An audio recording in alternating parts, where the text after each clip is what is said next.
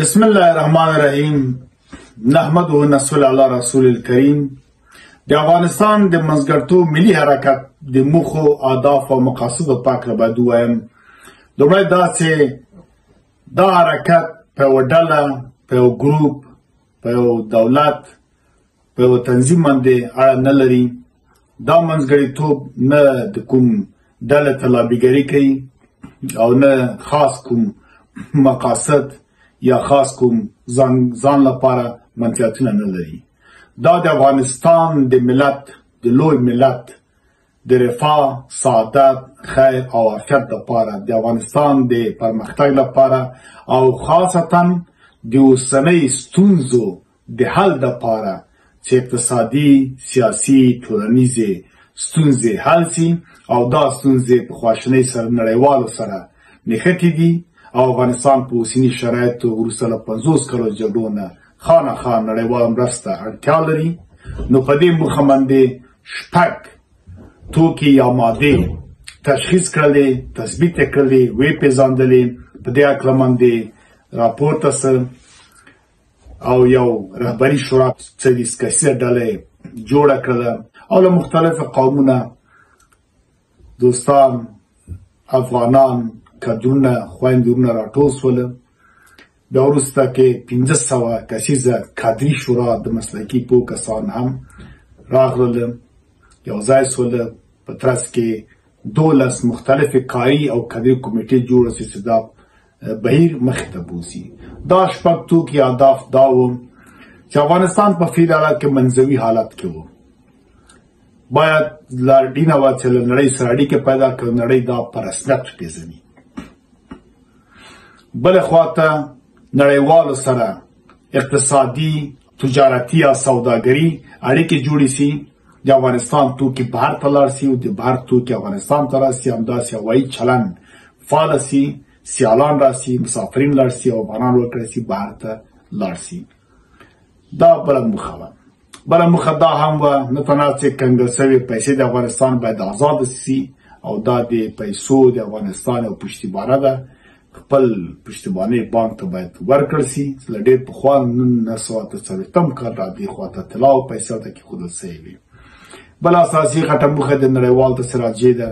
افغانستان سره باید مرستې وکړي، بشري مرستې وکړي. افغانستان هم د نړیوالو اصولو منلی هېواد ده.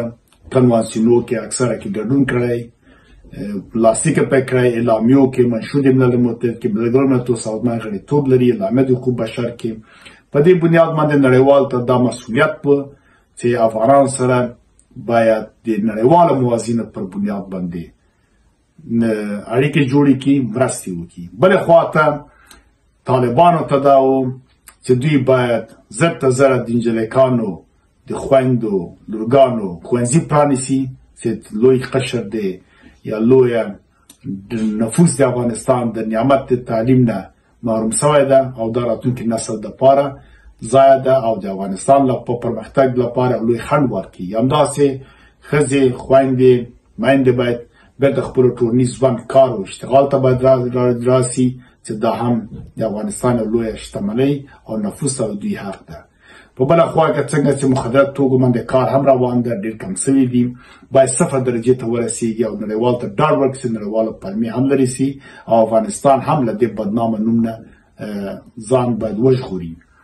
بل خبره دا وه چې توریزم مسله وه، اتهامات وارد دي هم له ګاونډیانو، هم له سیمې، هم له نړیوالو خوا نه چې په افغانستان کې تورستان دي، ترهګر دي. حال دا چې افغانستان باندې داسې نوم لګېږي چې افغانستان تاریخ ته، هویت ته، نوم ته دا بدنامي لري. که هر څه طالبان وایي او حقیقت هم ده تقریبا تر ډېره بریده پورې چې تورستان په افغانستان کې نشته، خو بیا هم ټکه ټوکه کېږي او حالت کېږي. نو په دې کې باید ګوټلي ګامونه طالبان پورته کړي او نړۍ ته باید ډاډ ورکړي چې 3 توکي طالبان باید یا امارت اسلامي د افغانستان دا باید پلي کړي او 3 نور توکي باید نړیوال ومني. چې کله نړیوال دا ومني او طالبان دا ومني نو په دې کې جوړجاړی راځي، مشکلات حل کېږي، ستونزې حل کېږي.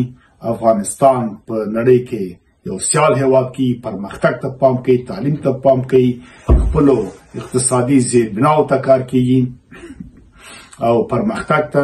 نو په دې لړ کې کله دا نړیوال سره ستونزې حل سوې، مشکلات تاسو بیا راځو کورني مسایلو ته. هغه د خپل افغانانو دي چې بین افغاني خبرې به پیل کېږي، ټول افغانان به سره پخلا کېږي، راضي به سره کېږي. مجرم، قاتل، غاصب، غل، چورواکی، مفسد دي سره خامخا عدلي او اداري ارګانونه دي، هغوی ته به راجع کېږي، خپل دوسیې به په صفا کوي، یا څوک چې په اتهام مو دعوا لري محکمې ته وځي، عدالت په رڼا کې به حق بغداد ته رسول کېږي. نور به افغانان به سره خپله کینې جرګې به سره جوړې سي، جرګې باندې به کار وسي، اساسي قانون به پکې جوړ سي، منځ کې کابینه به جوړه سي، مسلکي کسانو ته به ځای ورکړي. دې وجې لپاره د منځګړیتوب ملي حرکت منځته راغی، خپلو موخو ته دوام ورکوي، فعالیتونه کوي، کاروبار مبارزې ته ورځ په ورځ پراختیا ورکوي.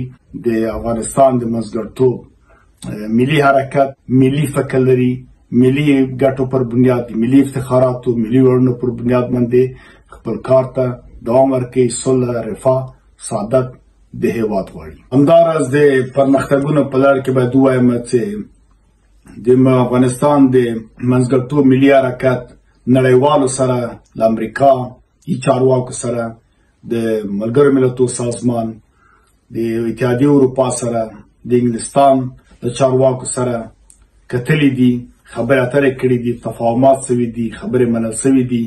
بلې خوا د طالب چارواکو سره، د ریاست الوزرا سره خبرې سوي، یا دا اجنډا تر کمیسیون سیاسي پورې ماوه سوې ده، تر قندهاره پورې تللې ده. د دوحې د دفتر مختلف چارواکو سره دوی هم په دې کې منلي دا خبرې. ملت هم دې ته ډېر خوشحاله ده، راضي ده، هیلهمند ده.